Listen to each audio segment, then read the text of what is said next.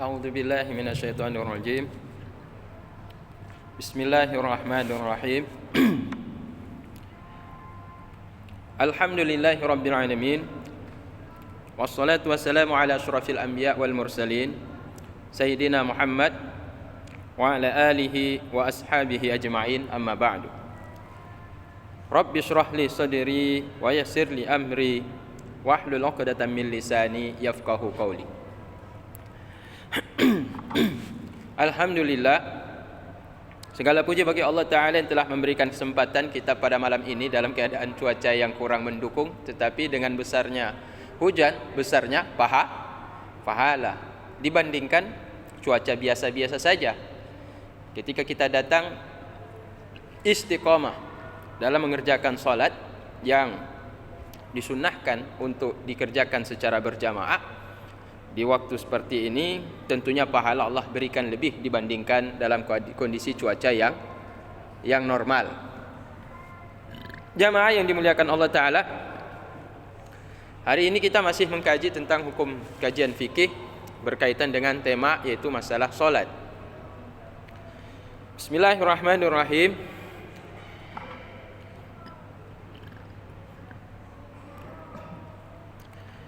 Yanbaghi lil musalli idza faragha minal wudu' wat taharah minal khubuthi wal badan minal khubuthi fil badan wal makan wa thiyab wa satril aurati minas satrati minas surrati ila rukbati ayan tasiba qa'iman mutawajjihan ila al qiblati wa yurawiha baina qadamayhi wa la yadhummuhuma fa inna dhalika mimma kana yastadillu bihi ala fiqhi ar-rajuli wa qad nahaa an-nabiy sallallahu alaihi wasallam 'ani sufni wa sufdi fi sholati wa subdu wa iqtiranul qadamaini ma'an wa minhu qawlu ta'ala muqarranina fil asfad, Ibrahim ayat 49. Was-sufnu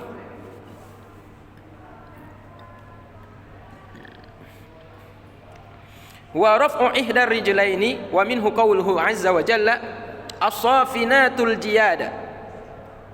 Hadha ma yura'ihi fi rijlaihi 'inda al-qiyam wa yura'i fi rukbatayhi wa maq'adu nitaqihi al-intisabu. Titik. Ini kita masih menjelaskan tentang perilaku keadaan bagaimana kita mengerjakan ibadah salat secara lahiriah, gerakannya tuh seperti apa. Mulai dari pembahasan tentang yaitu berdirinya. Kan kita sholat kan tidak langsung ruku, kita sholat kan tidak langsung sujud. Nah, kita sholat kan dimulai daripada berdiri. Dijelaskan oleh Imam Ghazali dalam kitab Ihya Ulumuddin, sewajarnya bagi seorang muslim ketika dia mengerjakan sholat, ketika saat selesai daripada berwudu dan bersuci dari khubus kotoran yang ada pada badan, wal makan dan kotoran yang ada pada tempat, wa thiyab dan kotoran yang ada pada pakaian. Jadi 3 tempat tadi itu suci dia. Badan, tempat dan pakaian. Sudah selesai suci badannya, suci pakaiannya, suci tempat solatnya. Yang kedua dia perhatikan apa? Wasatril aurati, menutup aurat. Kira-kira kalau pakai kain sarung ada bolong tidak? Ada lubang tidak? Kalau pakai celana robek tidak? Ya, kalau pakai telekungnya ada robek apa tidak? Tidak, tutup aurat. Minas surrati ila rukbati, dari lutut hingga sampai kepada, dari surah yaitu pusat hingga sampai kepada lutut, tertutup. Jadi kalau ada orang sholat, dia hanya betul-betul menutup sesuai kewajiban apa? Yaitu menutup antara pusat dan lutut. Sah tidak? Sah. Jadi kalau ada orang datang sholat ke sini jangan marah. Dia pakai celana menutup pusatnya, tertutup lututnya, tidak pakai kaos. Sah tidak sholatnya? Sah. Cuma kalau tidak menggunakan kaos, itu seolah tidak sah. Tidak menggunakan kemeja, itu seolah tidak sah. Padahal sah. Cuma ini berbicara tentang etika saja, berbicara tentang adab, sopan santun. Masa pergi ke kantor pakai pakaian? Pakai pakaian maksudnya kaos dia pakai, kemeja dia pakai, seragam dia pakai, giliran masuk ke masjid pakai celana doang. Mentang-mentang sholat itu yang wajib kan menutup aurat. Auratnya yang mana yang wajib ditutup? Auratnya wajib ditutup antara pusat dan lutut.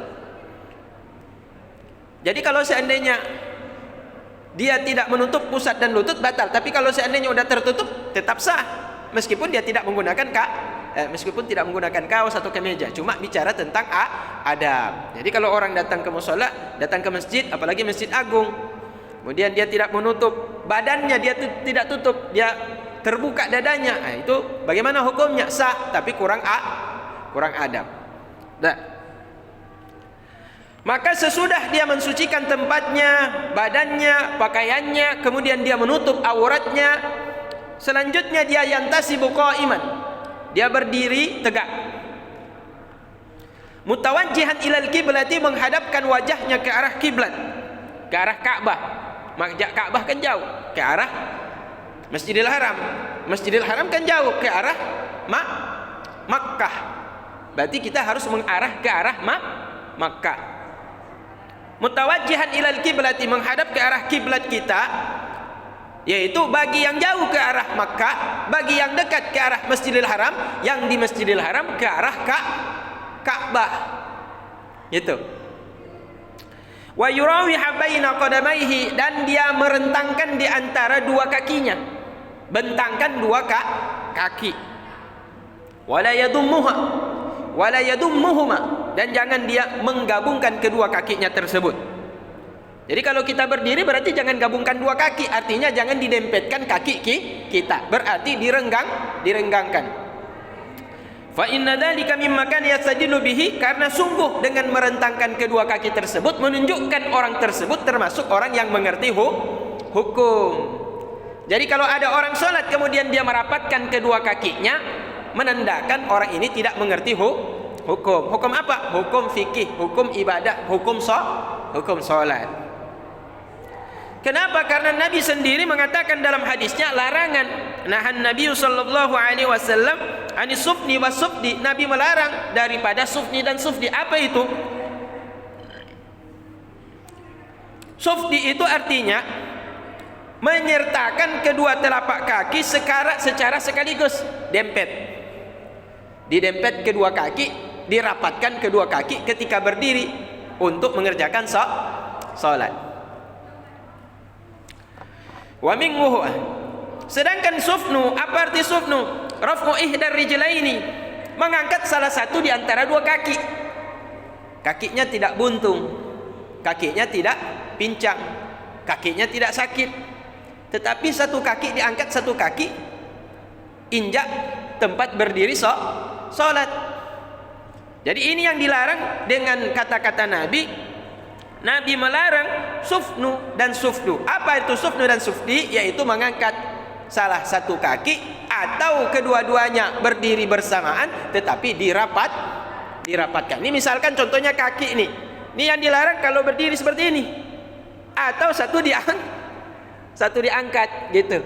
Jadi ini termasuk menandakan orang itu mengerti atau tidak mengerti hukum. Lihatlah bagaimana dia berdiri ketika mengerjakan ibadah sholat. Dah.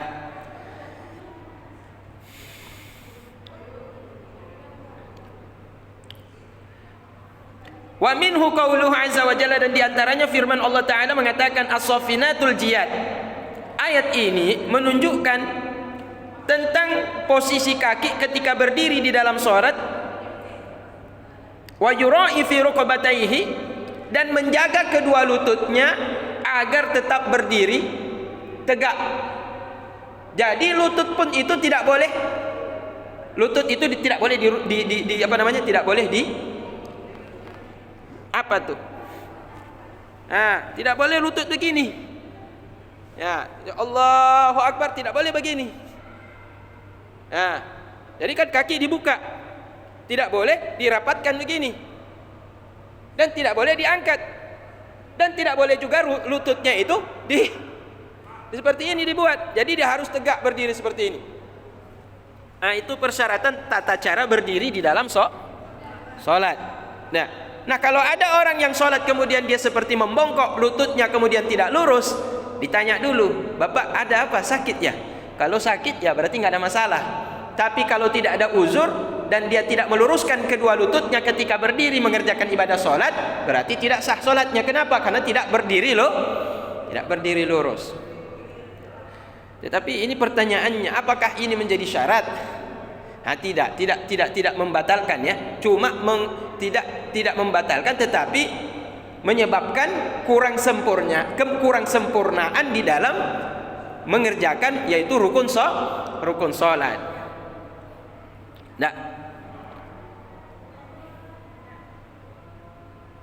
Nah, kemudian bagaimana posisi kepala?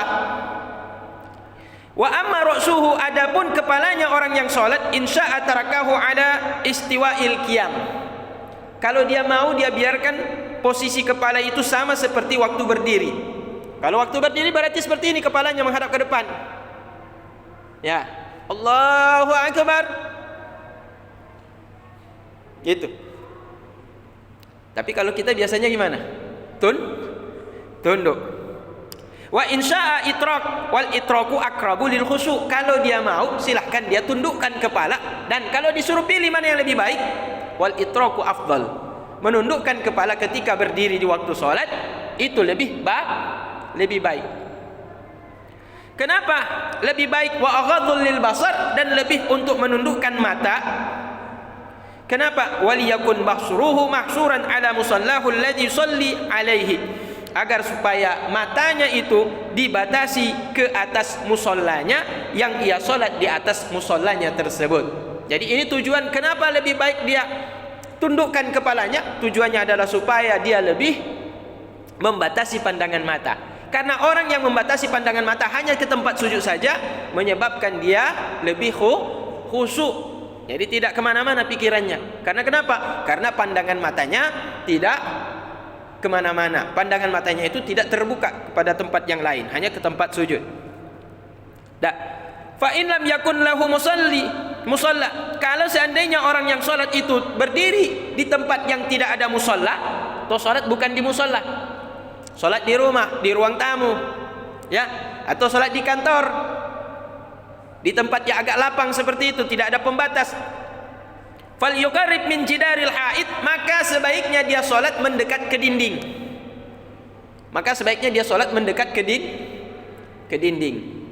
Nah, kalau bukan sholat di musalla. Kenapa sholat dekat ke dinding? Karena kalau ada dinding dia nggak tengok lagi yang lain kan? Di depan dinding tidak ada lagi. Berarti yang ditengok adalah dinding. Maka matanya lebih konsentrasi ke tempat sujud. Aulihat khitahu, atau dia membuat batasan tempat dia sholat tersebut dengan merintangkan sesuatu di depan dia sujud. Maka biasanya orang tua kita tuh kalau kita sholat tuh biasanya diletakkan bantal. Kalau di rumah, kalau di kamar ya, kalau sholatnya di kamar dan di depan itu tidak ada dinding, biasanya biar anak jangan lari-lari di depan tuh diletakkan bantal. Kalau enggak kursi, ya, kalau tidak meja ditaruh di depan tuh. Karena kenapa? Tidak ada dinding di depan. Kenapa hal itu dianjurkan? Fa inna dzalika yuksiru masafatal basar. Karena demikian itu membatasi jarak pandang. Pandang. Sehingga dengan kita buat batas, fokus kita ke batas tersebut. Jadi pandangan kita tidak jauh. Kalau semakin jauh pandangan kita melihat ke arah depan, maka menyebabkan konsentrasi pikiran kita kepada Allah Ta'ala itu akan blur. Blur itu artinya akan kemana-mana dalam ibadah sholat.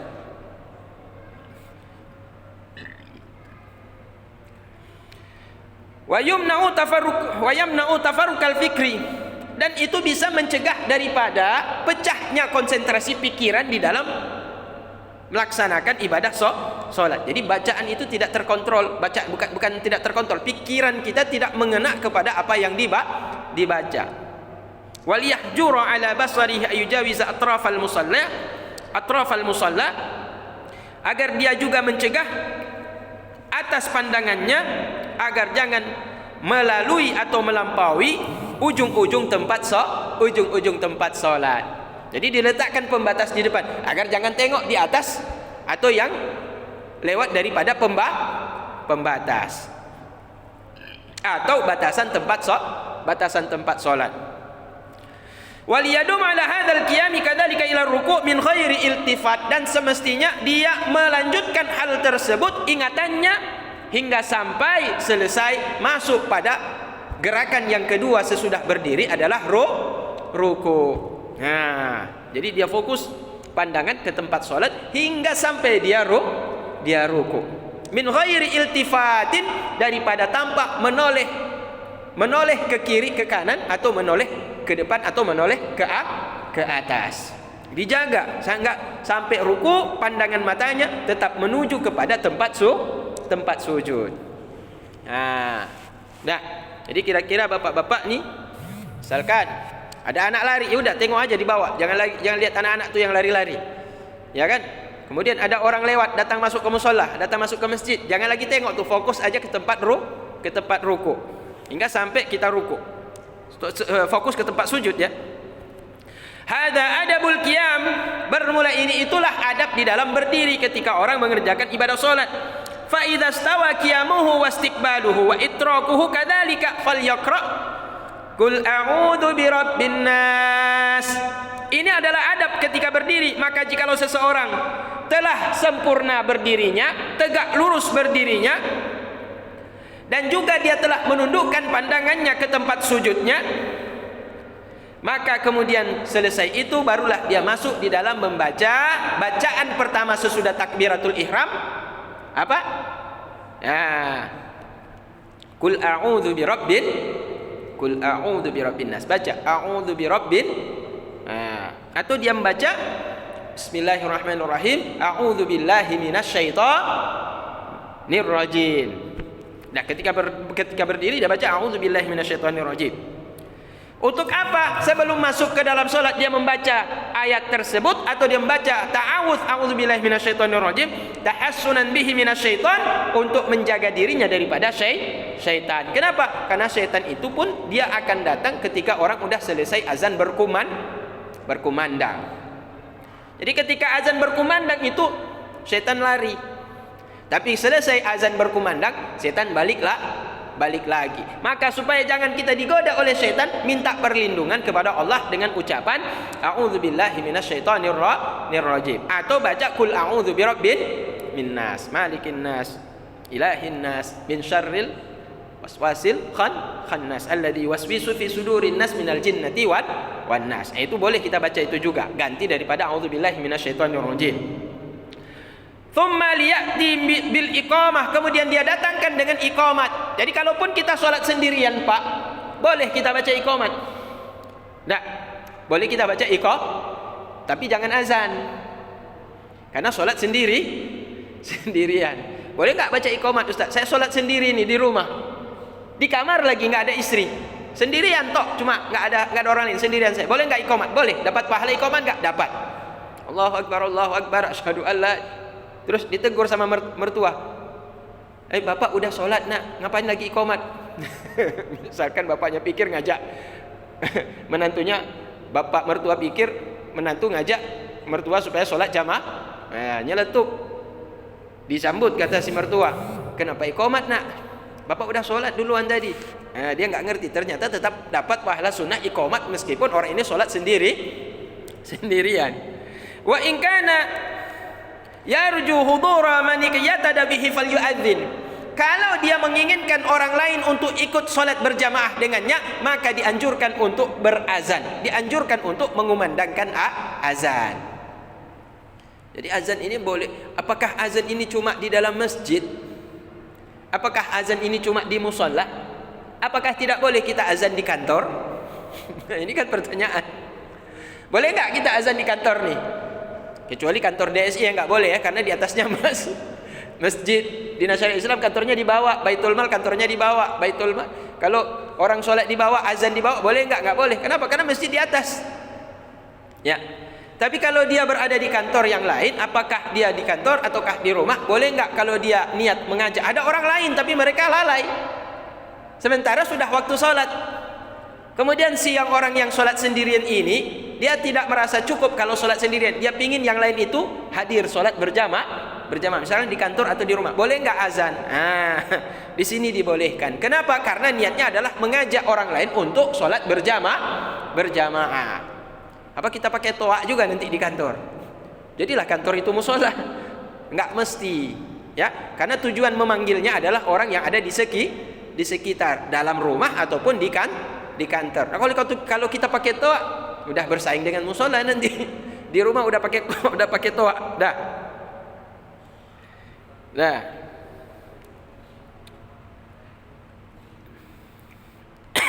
Thumma liyahdharan niyata, kemudian dia menghadirkan niat. Sesudah dia iqamat, sesudah dia azan. Kalau sendiri azan iqamat saja. Kalau dia mengajak orang lain, kalau ada orang lain tapi tidak sholat, dia azan. Dipancing itu azan itu adalah memancing untuk orang mau untuk bergabung sholat berjamaah. Daripada duduk-duduk, yuk kita berjamaah. Diazanlah dia. Kemudian menghadirkan oleh ia akan niat, wa huwa yanwi fi zuhri mathalan. Dia menghadirkan akan niatnya dan dia itu berniat pada waktu mengerjakan ibadah sholat zuhur. Umpamanya dia berkata dengan hatinya, uaddi fariidata zuhri lillahi ta'ala. Aku menunaikan fardu zuhur karena Allah Ta'ala. Ini umpamanya. Untuk apa? Liyumayyizaha biqaulihi uaddi 'anil qada, agar dia bisa membedakan dengan ucapannya uaddi atau adaan, agar terbedakan daripada qadaan. Adaan berarti tunai cash di dalam waktu. Kalau qadaan berarti itu hutang, dibayar di luar waktu. Wabil faridati 'anil nafli, dan dengan mengucapkan kata-kata faridah atau fardan, keluarlah ibadah yang sunnah. Berarti bukan salat sunnah, ini salat fardu. Wabi zuhri 'anil asri wa ghairihi, dan dengan menyebutkan kata zuhur dan asar, maka keluarlah selain zuhur kalau disebut zuhur. Kalau disebut asar berarti keluarlah selain asar, itu maghrib, isya dan subuh. Jadi menyebutkan kata-kata fardu, menyebutkan kata-kata adaan, dan menyebutkan kata zuhur ataukah asar, itu hukumnya wajib ketika seseorang berdiri memulai sholat. Wajib apakah? Wajib diniatkan di dalam hati. Kalau diucapkan di mulut itu tidak wajib. Ya, hukumnya sunnah. Yang wajib adalah niat, bukan melafazkan niat. Dah. Kemudian apa lagi? Walitakun ma'ani hadhil alfazu hadiratun fi qalbihi, dan supaya dia senantiasa menjaga makna daripada lafaz ini, makna daripada perkataan niat ini di dalam hatinya. Maka fa innahu huwan niyatu, sungguh menghadirkan hati apa yang diucapkan di mulut, itulah yang disebut namanya dengan niat. Menghadirkan apa yang diucapkan oleh lisan tadi tersebut, apa? Itu perkataan usolli, ya, fardal maghribi, usolli salatal maghribi thalatha raka'atin fardan lillahi ta'ala. Usolli salatal maghribi thalatha raka'atin fardan lillahi ta'ala. Usolli, aku niat salatal maghribi, salat maghrib, thalatha raka'atin, 3 rakaat, fardan lillahi ta'ala, sebagai kefarduan, kewajiban saya karena untuk Allah Ta'ala. Atau ada yang meniatkan dengan bentuk yang lain, tujuannya sama, maknanya sama. Usolli fardal maghribi thalatha raka'atin lillahi ta'ala. Aku sengaja niat fardu solat maghrib, aku sengaja solat fardu maghrib 3 rakaat karena Allah Ta'ala. Kan beda tadi kan? Usolli salatal maghribi, ini usolli fardal maghribi. Fardonya duluan. Kalau tadi fardonya belakangan. Usolli salatal maghribi fardan lillahi ta'ala. Yang penting ada penyebutan kata fardu, tujuannya agar keluarlah ibadah sunnah. Tapi kalau dia cuma menyebutkan usolli salatal maghribi lillahi ta'ala, tidak sah. Kenapa? Memang solat maghrib itu wajib, tapi dengan tidak menyebutkan kata fardu, maka masih ada kemungkinan itu yang dimaksud adalah solat maghrib yang sunnah. Solat maghrib yang sunnah bisa saja sunnah sesudah maghrib atau sunnah sebelum maghrib. Itu nanti masuk di dalam kelompok solat sunnah rawatib. Solat sunnah qabliyah dan ba'diyah. Nah, wal alfazu muskiratun wa asbabun lihuduriha. Sedangkan lafaz yang diucapkan tersebut, lafaz niat yang kita ucapkan tersebut adalah pengingat dan penyebab bagi hadirnya ucapan tersebut di dalam hati. Jadi tujuan kita mengucapkan itu bukan niat. Tapi kenapa dianjurkan sunnah? Dianjurkan juga karena supaya ingat di dalam hati itu lebih melekat, lebih kuat, lebih sempurna. Muzkiratun itu untuk pengingat apa yang diucapkan. Sebelum kita berniat, ucapkan dulu. Tujuannya apa? Supaya mudah teringat. Dah. Wa yajtahidu ayastadima dzalika ila akhir takbir, dan berijtihad. Bukan yajtahid dan berjuang oleh dia untuk kekalkan niat tersebut hingga akhir takbir. Akhir takbir berarti mulai dari A. Allahu akbar. Mulai dari awal hingga sampai akhir itu niat didawamkan, dikekalkan hingga sampai pada kalimat yang terakhir daripada kalimat takbir. Jadi mulut kita mengucapkan Allahu akbar, selesai niat di dalam hati. Jadi mulai dari A sampai Ro. A pada A pada Allah dan Ro pada bar. Itu didawamkan hingga sampai akhir. Jadi yang menyebutkan ini siapa? Imam Ghazali. Dah. Hatta la ya'zibu fa idza hadara fi qalbi dzalika falyarfa yadayhi ila hadhi mankibaihi ba'da irsalihima. Sehingga dia tidak hilang di dalam ingatan. Ketika dia sebutkan Allah tu niat. Kenapa? Karena dia tidak berusaha untuk mengiringkan niat di dalam hati itu beriringan dengan awal ucapan dari kalimat takbir. Dikhawatirkan kalau tidak didawamkan, mungkin niatnya tidak sempurna, hilang dalam ingatannya. Dah. Maka kalau seandainya dia telah menghadirkan niat itu di dalam hati, dah selesai niat, lantas apa kemudian?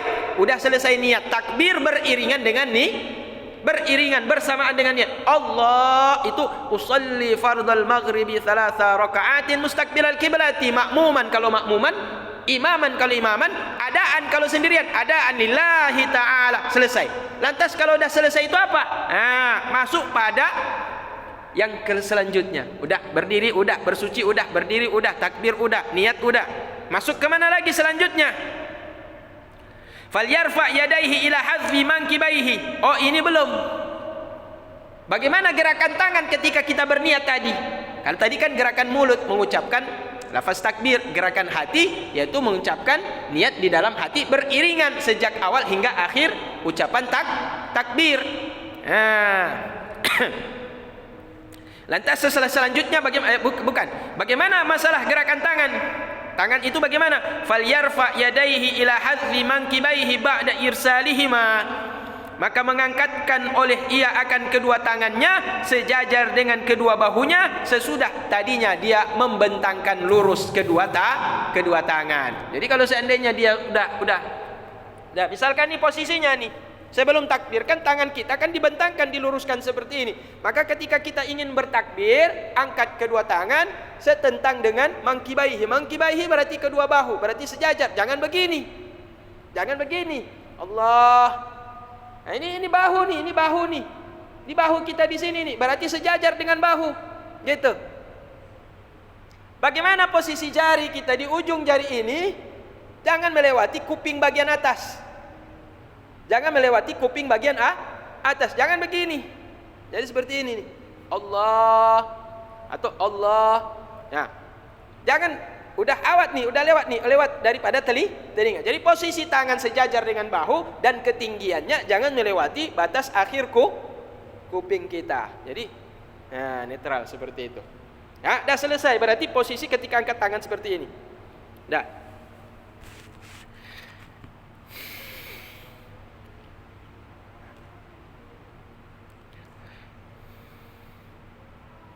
Dan wabi ibahamaihi syahmatai udhunaihi.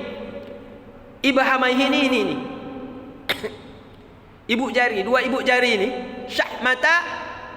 syahmatai udhunaihi, sejajar dengan daun telinga. Ini jempol kita ketika takbir, kalau ujung jangan lewat apa nih?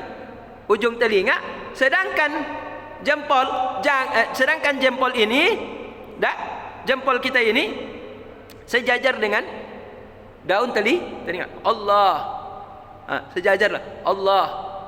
Jadi kita posisikan pas lah seperti itu. Atau minimal ya tidak jauh lah dari jarak yang semestinya. Tidak terlalu tinggi daripada ujung atas telinga, dan jempol tidak terlalu ke bawah daripada daun telinga. Allahu Akbar. Maksudnya sejajar ini bukan berarti didempetkan, bukan ya, tetapi yang sejajar. Sejajar artinya setentang nih. Allahu Akbar.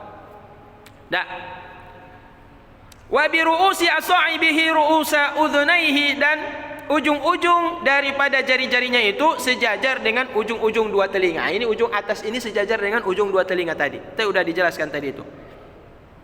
Hal ini kenapa demikian diajarkan oleh Imam Ghazali, jami'an liyakuna jami'an bainal akhbaril waridati fihi, atau ikhbaril waridati fihi, agar hal itu bisa mengumpulkan di antara berbagai macam hadis yang datang menjelaskan bagaimana posisi tangan menurut hadis-hadis Nabi.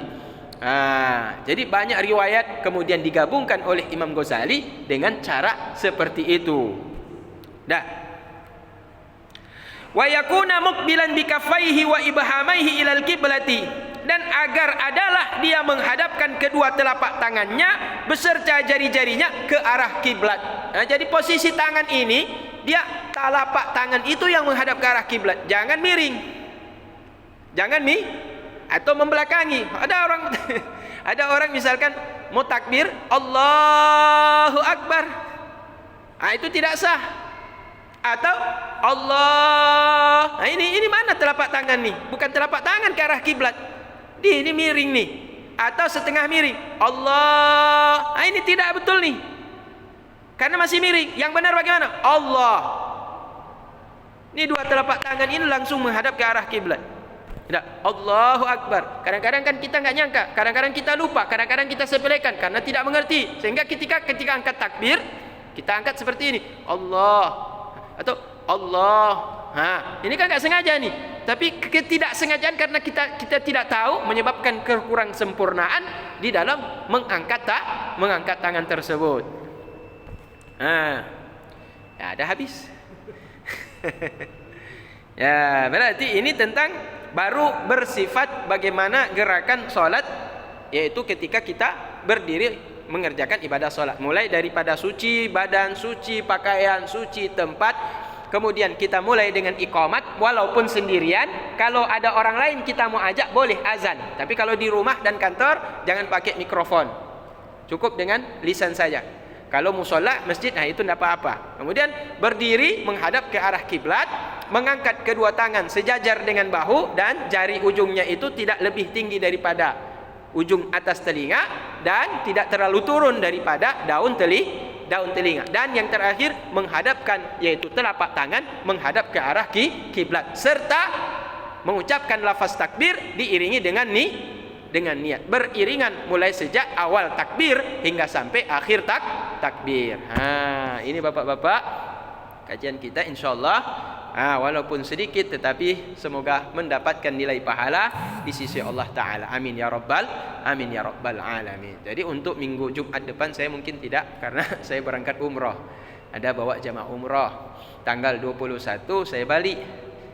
Selepas tanggal 21, kalau memang udah masuk malam Jumat, insyaallah kalau nggak ada halangan, saya hadir lagi kembali untuk kajian.